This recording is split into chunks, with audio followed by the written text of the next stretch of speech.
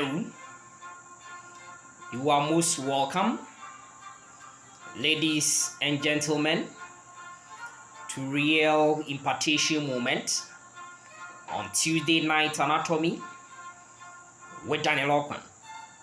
Today's section, I take you through the terminal aspect as far as the discussion of the embryonic development of the gut tube is concerned.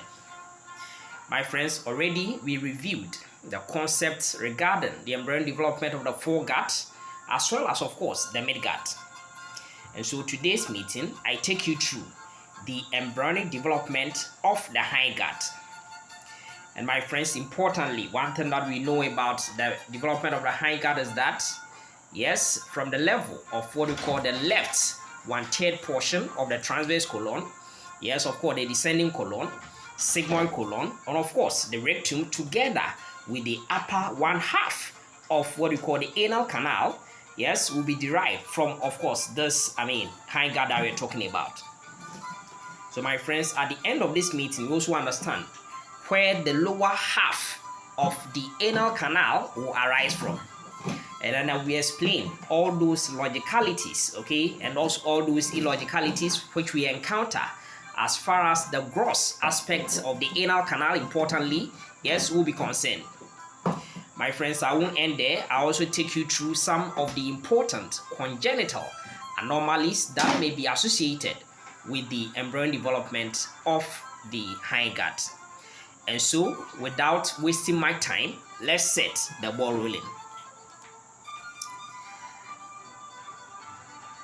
Now, my friends, first of all, just by way of a quick recap, now if this is the abdominal aorta, because one thing that we know about the gut tube is that, yes, it dwells in the abdominal cavity, and that is why I am interested in the abdominal aorta. In the beginning of this whole series, we tied on it, and I told you that, yes, with respect to the foregut, which ends at the level of what we call the major duodenal papilla, yes, what we see is that, yes, all those areas will be supplied by branches of one of the ventral, yes, branches, main branches, or the others of what you call it, the abdominal aorta, by way of the celiac trunk. So it makes sense that anything by way of the spleen, the liver, yes, of course, the esophagus, I'm talking about the abdominal portion of the esophagus, yes, talk about the stomach, and talk about, the duodenum till the level of the major duodenal papilla. Above that area, yes, they will all be supplied by branches of the superior mesenteric artery. And my friend, that is why grossly we can appreciate some of those things. My friends, not long ago, we discussed the embryonic development of the midgut. We talked about the various rotations, the rotation anomalies, and all that. We discussed those things. And my friends, one thing that we appreciated was that as far as the midgut is concerned, yes, its blood supply will be coming from what we call this time superior mesenteric artery. Yes, remember that it's going to supply, yes, every portion of this duodenum below the major duodenal papilla, the remaining part of the duodenum, which we describe it as being the distal part of the duodenum or the caudal part of the duodenum. Yes, we don't end there. We talk about the entire jejunal ileal loop. By way of the jejunum, we talk about that one, of course, the ileum. And we don't end there. We also talk about what we call the cecum and, of course, the appendix. But my friends, we also talk about the ascending colon. And my friends, we talk about majority of what we call the transverse colon by way of the right 2/3 or the proximal 2/3 portion of the transverse colon. So my friends, all these areas that I mentioned will be supplied by branches of the superior mesenteric artery. My friends, to the main purpose for today's meeting, we are talking about what we call the development of the hindgut. And my friends, as far as the embryonic development of the hindgut is concerned, the blood supply will be coming from this guy over here, which we call the inferior mesenteric artery. After all, it is the hind one, so it will be supplied by inferior mesenteric artery. And my friends, it begins at a level of what you call the left 1/3 portion of the transverse colon. Yeah, the one which is highlighted in this color only. And then of course we go to that of the descending colon, we go to the sigmoid colon, and my friend, we go to the rectum together with the upper part of the anal canal. I'm talking about the upper one half portion of the anal canal. So you understand also what will happen to the lower 1/2 portion of the anal canal. And so this is the general picture that I want you to really understand. Now, my friends, as far as the embryonic development of the hindgut is concerned, I've already established to you that, of course, the left 1/3 portion of the transverse colon, yes, the descending colon, talk about the sigmoid colon, talk about the rectum, and talk about the upper part of the anal canal. Yes, they are all going to arise from, of course, this hindgut that we are talking about. But my friends, one useful thing I want you to just for now become aware is that around even the 5th week of intrauterine life, 6th week of intrauterine life, there's some kind of rapid proliferation of what we call the epithelial lining of the hindgut, such that the epithelial lining, just like any portion of the hindgut, of the gut tube, may become partially occluded for some time, and then later there's going to be that kind of recanalization, usually occurring around the 7th week of intrauterine life. Okay, so that is a useful point that I want you to become aware of. Now, enough of that information. The key points we want to tell you over here is that, now, if you understand this, okay, we said that if this is the hindgut that we're talking about, then I told you that there was this kind of outportion structure which came out of the hindgut, and it's also one of the content of the umbilical opening, okay, the guy we call the allantois. And I told you in the beginning of the lecture, by way of the series of the gastrointestinal tract development, that this allantois, okay, yes, eventually its extension will give rise to urachus, and I told you that the allantois will be very relevant as far as storing and keeping all these wastes, okay, will be concerned, and we are going to appreciate that one over here. Now, one useful thing I want you to know is that, yes, because we talked about, yes, of course, the gut tube, it will be having the cranial aspect, it will be having the caudal aspect.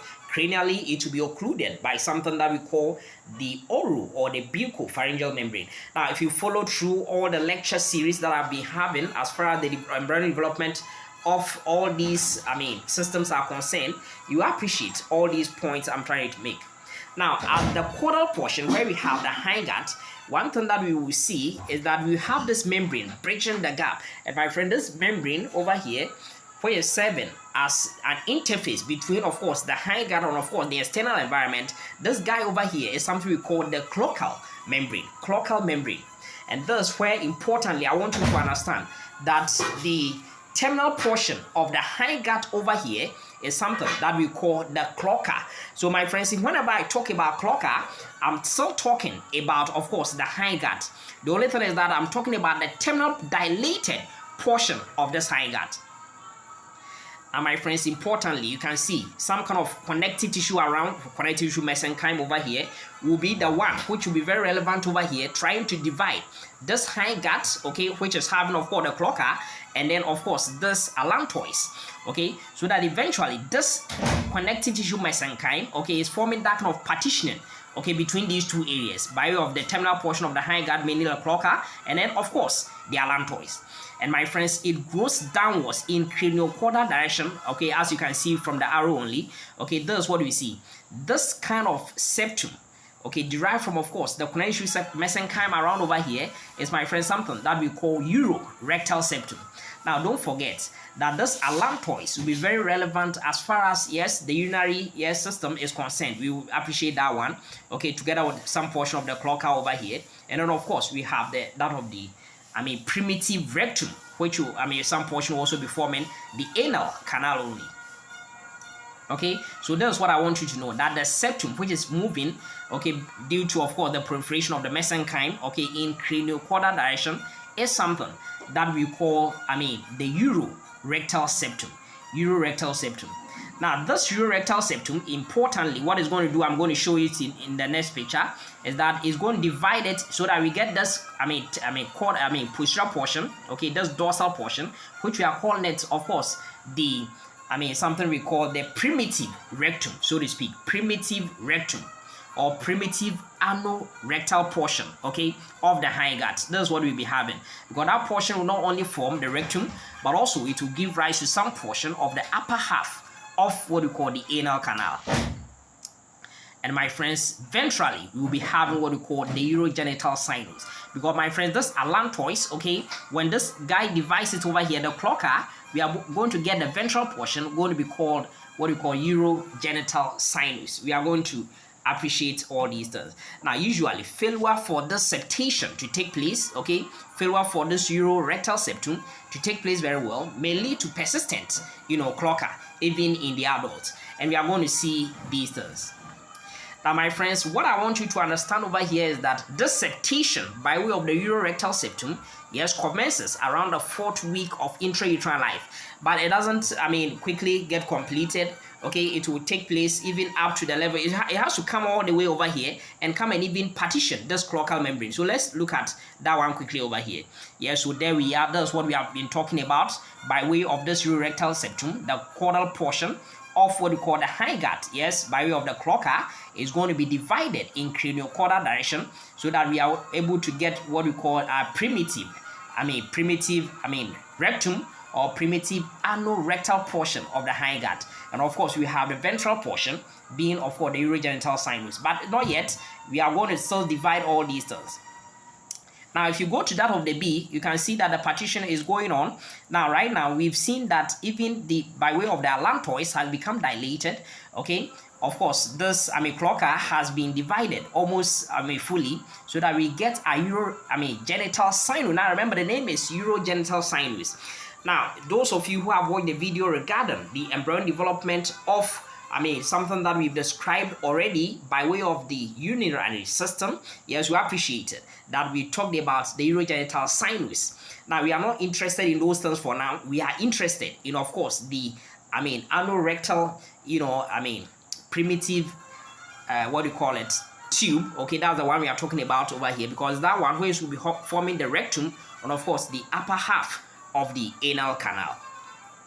So that is where we are. Okay, now one thing that I want you to understand is that when we talked about the buccopharyngeal membrane or the oropharyngeal membrane together with, of course, what we call the cloacal membrane, one useful thing that we established was that as far as these membranes are concerned, they are so thin, there's no intervening mesoderm. So they are made up of only and only ectoderm and, of course, endoderm. That is something that we described. And so one thing that we have to understand is that the cranial portion will be endodermal. Okay, so there's no problem with that. But my friends, the terminal portion of the cloacal membrane, which is ectodermal, will have to also be divided. And there's one useful thing that I want you to become aware over here. And my friend, that's the guy we see over here at the point C over here. We see a projection, okay, of what we call the ectodermal portion of what we call the cloacal membrane going inside that of the anal canal. And my friend, that is that guy that we call proctodium. I want you to know the name. We are calling it proctodium. Now remember that we had this urogenital sinus, okay, urorectal septum, dividing, of course, the urogenital sinus, okay, ventrally from, of course, the primitive rectum, okay, posteriorly or dorsally.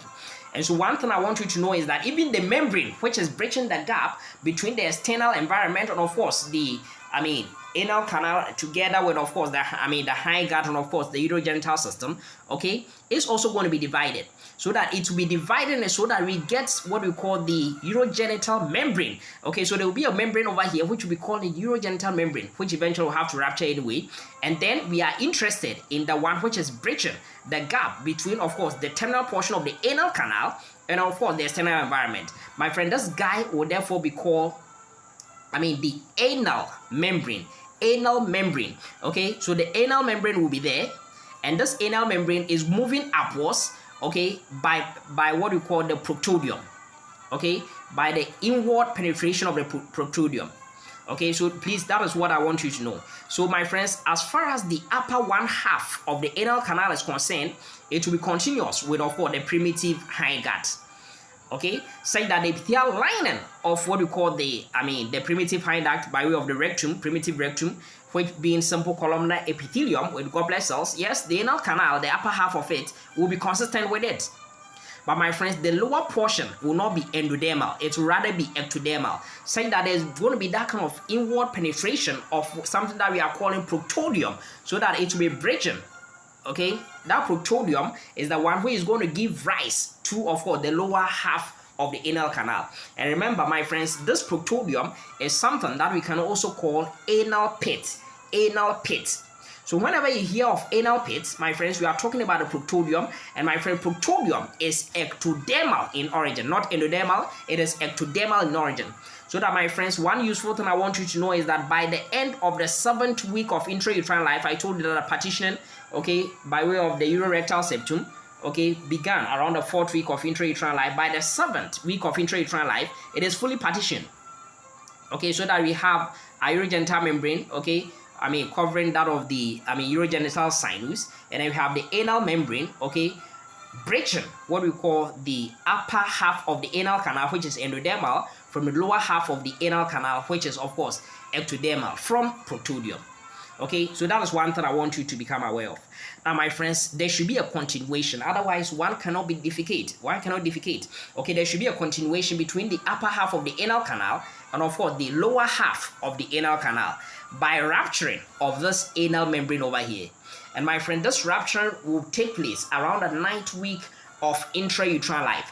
Failure to take place will lead to something we call imperforate anus. Imperforate anus. Say that the fetus, okay, who eventually be delivered, okay, will not have, something that we call the anal canal. It will not have an opening to the external environment. And my friend, there is something which is very useful that I want you to know.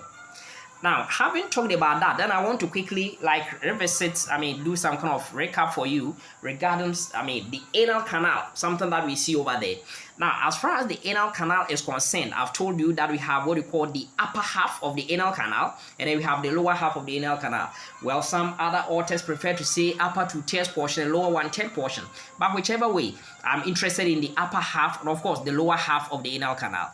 Now, if you look at the upper half of the anal canal, my friends, it is endodermal in origin. It is endodermal in origin. And what we mean by that, it means that it is coming from the, the gut tube, and that's why it is endodermal. And so remember that the endodermal portion, as far as the upper half of the anal canal is concerned, is, my friends, 15 millimeters long. Now, some of these values, yes, it could come in your MCQs, and you have to manage some of these points. It is 15 millimeters long, the upper half of the anal canal. Now, one thing that we know about the upper half of the anal canal is that, my friends, we have some kind of columns over here. And, my friends, these columns, they are something simply we call them anal columns. I'll show you in another picture so that you can appreciate it very well. And then, of course, apart from that, we will be having all these anal valves. And, my friends, as far as the transition point from the endodermal portion of the anal canal, which is endodermal, which are saying that it is 15, millimeter long, which is made up of, anal columns, and, of course, which, of course, usually these anal columns, they have some kind of glands, which we call them glands of ball, okay, over there. And then we also have all these anal valves. My friends, the partitioning between the upper half of the anal canal and then the lower half of the anal canal is, my friends, with the help of this guy over here, which is sectioned as the transition point, something we call the pectinate line. Pectinate line. Sometimes we may also call it dentate line. This is the pectinate line. Now, my friends, beyond what we call the pectinate line, one thing that we see is that we go to the lower half of the anal canal. But, my friends, as far as the lower half of the anal canal is concerned, there's a catch over here. This area that we've described as being pecten. Pecten. My friend, this pecten, okay, will also be 15 centimeters long, just like the endodermal portion, which is 15 centimeters long. So, 15 millimeter long. So, this pecten is also 15 millimeter long portion. And, my friend, this time around, it is not endodermal. This time it is ectodermal, derived from this guy we described, anal pect or proctodium. And I want you to understand that the pecten part of what we call the anal canal being part of the lower half of the anal canal. My friends, to the external environment, we have the orifice and we have the verge of the anal canal from the outside environment. The anal verge. Now, from the anal verge to what we call a portion, which before we get to the pecten, okay, which we describe this as being white line of Hilton, white line of Hilton. Okay, one thing where is also, one thing that we should also understand, yes, it's also coming from, of course, this, proctodium. And actually that one, because it's very so continuous with the skin, where is 8 millimeter long. I want you to appreciate that it is 8 millimeter long from the anal veg all the way to this white line of Hilton. It is 8 millimeter long. Yes, I've seen some other authors also reporting 8 to 10 millimeter long, but normally it is 8 millimeter long. So that if you add the area of the pecten, okay, to that of the area from the anal veg to the white line of Hilton, and remember that this white line of Hilton is the guy which is separating what we call the pecten, okay, from, of course, the that portion from the anal veg to, of course, the white line of Hilton. Okay, now please understand something, that whenever we talk about this area, we describe it as having stratified squamous keratinized epithelium. This area from the white line of Hilton to, of course, the anal veg, we describe the epithelial lining to be stratified squamous keratinized epithelium. Okay, so something you can also say that it is anodermal in nature. And then what we call, in the case of the pecten, the epithelial lining, it is stratified squamous non-keratinized epithelium. So my friends, I want you to understand it now. Sometimes, often we say that the anal canal, the epithelial line is stratified squamous non-keratinized. I want you to know that there's a big catch. The upper portion, which is endodermal, where is continuous with that of the rectum and other part, yes, will be, of course, simple columnar epithelium having goblet cells. And my friends, at the level, okay, below the pectinate or the dentate line, we are going to have stratified squamous non-keratinized epithelium till the level of the white line of Hilton. And my friends, below the white line of Hilton till the anal veg, which is, of course, 8 millimeters long, my friends, we have what we call stratified squamous keratinized epithelium, because that one is continuous with, of course, the skin. My friends, there we are. This is what I've been talking about. That you have the three parts, yes, of the anal canal, if you say so. We have this portion which is made up of endodermal, okay, which is endodermal in origin. And my friends, what have we said? This guy is what we call the upper one half of the anal canal. And this upper one half of the anal canal, my friends, is 15 millimeters long. Okay, and we said that we are going to have all these columns. Okay, the anal columns will be there, and of course we'll be having all these anal valves over here. Okay, and my friends, the demarcation point is something that we call it the what we call the pectinate line or the dentate line. And my friends, if you go below it, we have this area which is, of course, ectodermal. Now remember that the level at which there was that kind of rupture, okay, between, of course, the between the upper one half of the anal canal, okay, and the lower one half of the anal canal, the level of the rupture, okay, of the anal membrane is at the level of the pectinate line. And my friends, below that we have what we call our white line, okay, that is our white line of Hilton. Okay, so that is one thing I want you to know. Remember that I said the rupture should take place around the 9th week of intrauterine life. Now, if you take a close look, if we look at the anal veg, okay, till the white line of Hilton, what we see is that we can see some kind of hair, okay, over here. And that is why we are saying that the epithelial lining is going to be stratified squamous keratinized epithelium. Now, my friends, importantly, one useful thing I want you to know is that because the upper half, okay, of what we call the anal canal, and of course the lower half of the anal canal are having different embryonic origins, yes, my friends, the same way their blood supply will also be different.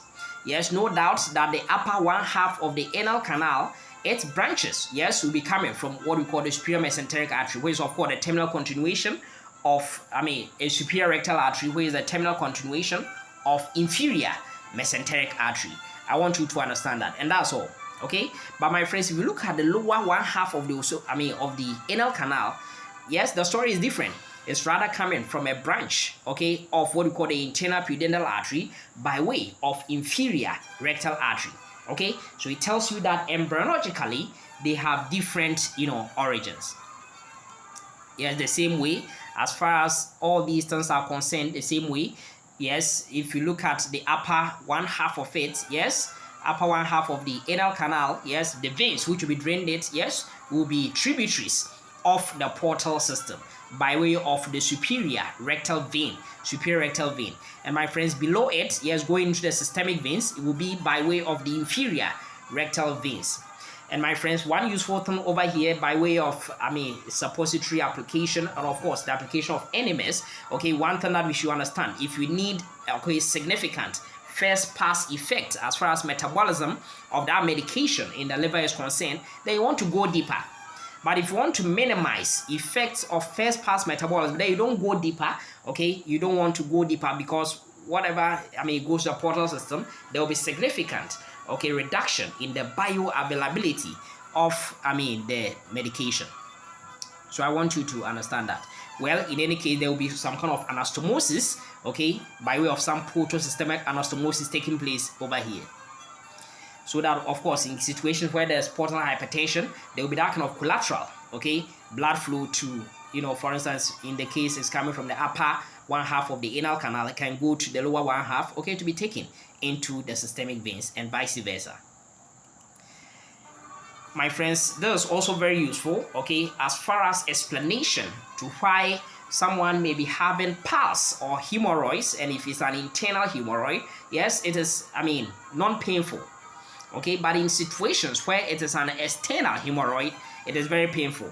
For the reason that, my friends, as far as the upper one half of the anal canal is concerned, where of course internal hemorrhoids often take place, what we see is that it is the nerve supply over there will be coming from what we call autonomic nerve plexus, from of course the rectal mucosa. That's what we'll be seeing. But my friends, below the dentate line or the pectinate line, where we are going to have what we call the lower half of the anal canal, my friends, the nerve supply, yes, this time around will be somatic in nature. I want you to know, it will be somatic in nature, and then the nerve is of course by the way of inferior rectal nerve, which is of course somatic. So it's able to detect not only pain, yes, temperature, pressure, touch. And so you are able to feel more of the pain as far as being an external hemorrhoid, situation is concerned. My friends, as I told you, as far as the development of the hindgut is concerned, an important point we want to convey over here is, of course, the imperforate anus. And my friends, imperforate anus, yes, mainly is due to inability of the rupture, inability of course, the anal membrane to get ruptured around the 9th week of intrauterine life. And my friends, it could be due to agenesis or atresia of course, the rectum also, and of course, the anal canal. The main cause, yes, hasn't been established yet, but of course there could be some kind of genetic predisposition to some of these things. But by way of incident, we see it in 1 in about 4,500 live birth, where they will be presented with no, anal opening to the external environment. But my friends, one thing that we see is that, yes, we see most of these conditions, yes, taking place in the male individual compared to that, of course, the female. My friends, there is something more that we need to understand. As far as I told you, there's going to be that kind of urorectal septum, which is going to separate, of course, the primitive rectum from, of course, the urogenital sinus. Yes, going to contribute to, of course, the urinary system and, of course, the genital system.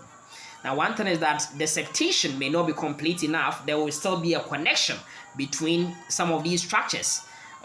So for instance, there could be a connection between a urinary structure. It could be, of course, the urinary bladder. It could be the urethra. I'll be showing you another slide. Of course, the rectum. In such situation, we are going to call it the primitive rectum. Actually, we are going to call it the urorectal fistula. So these are fistulas, so that they are like communications channels. So in such a case, there could be that kind of fecal matter coming into, of course, the urinary system, for instance. And I'll be showing you more of these things. Say that you can also see that even the proctodium, yes, is going in there by way of the anal pit, but the rupture hasn't taken place. Some of these things can happen when the person may be defecating, through a common opening by way of the urethra. Yes, my friends, that is not the only guide that we talk about by way of the abnormalities. My friends, we can also have another one. Yes, even in females, there could be a connection between, of course, the vagina, as I told you, urogenital sinus. So not only, are we, forming the urinary structures, but also the genitals. So for instance, between the vagina and of course the rectum, saying that even fecal matter can come into the vagina and then giving that kind of foul smell. And my friends, in such a case, we'll be calling it the rectal vaginal fistula. Okay, I want you to understand that. Now, finally, just to combine a lot of these things for you, just to nomenclate them for you, okay, there could be a situation where, of course, even the uterus, lower portion of the uterus, which you call it the cervix, okay, will be connected, okay. Mainly I can see the isthmus going to the cervix, okay, it's connected to, of course, the urinary bladder. And so for this case, whenever it is the uterus, we use uterine. Whenever it is, of course, the urinary bladder, we use vesicle organ. And so the connection will be called, by way of the fistula, will be called uterine fistula. Okay, uterine fistula can happen. Yes, my friend, that was not the only guy. Even between, of course, the vesicle organ, by way of the urinary bladder, and of course the vagina, there could still be a connection. And so the name will be called vaginal fistula. Okay, vaginal fistula. I can combine all these terms, and of course you appreciate them. Yes, there could be a third case over here, okay, between, of course, this time around, the urethra and of course the vagina. And so yes, the name over there is urethral. Okay, vaginal fistula, vaginal fistula. Okay, so what it means is that when we have all these fistula, then content can leak and go to the other, okay, depending on which one is having higher pressure, so to speak. And then of course you can also have the case of the vagina, okay, and of course the primitive rectum or the anal canal. And so the name will be called, of course, the rectal vaginal fistula, which we've seen already. My friends, this is what I have for you today, and I believe you find it helpful. Go through this, yes, watch it about 2 times, and we are able to appreciate the entire concept as far as the embryonic development of the hindgut is concerned, especially that of the anal canal. I'm very grateful for your time this evening. Have a good night, all of you, and may the good Lord richly bless you. Amen.